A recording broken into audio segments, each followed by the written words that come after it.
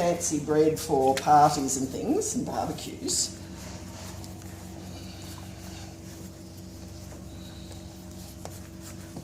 You want to show off, really.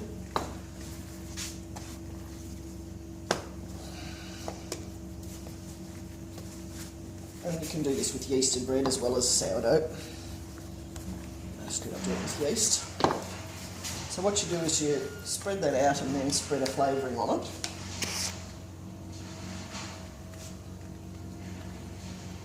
You don't really have a name for this. If you're being really crazy, you call it the Baker's Delight twist, but I know one family calls it roadkill because they have sons in their family, and of course boys call things that look a bit ugly bad stuff. Oh, but it tastes so good. Yeah. But being invited to dinner to roadkill is a bit of a worry. But if you happen to have any of your pizza bits left over, and a few more than what I've got here would be good, but gives you an idea of what you do. Goes in the middle. Olives and anchovies and whatever. And you can do this with sweet things as well as savoury. It would be nice with cinnamon and plumped up sultanas or something. Yep. Yeah. Apple and custard and a few other things. There's a few ideas you can try. Then you roll it up into a Swiss roll. Where did we put the scissors, Maria? So you put it on the tray you're going to cook it on, because what you have to do with something like this is let the steam out.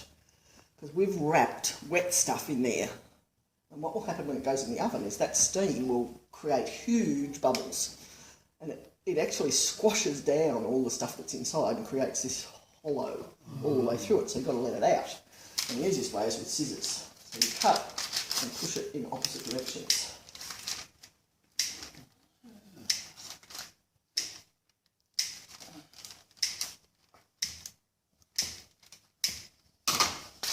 So then you sprinkle extra cheese on. Usually I spray that with water and then sprinkle cheese on.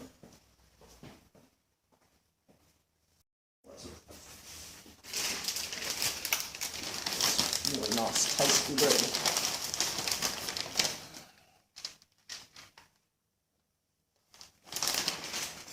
I'll show you one other thing that I didn't show the people yesterday.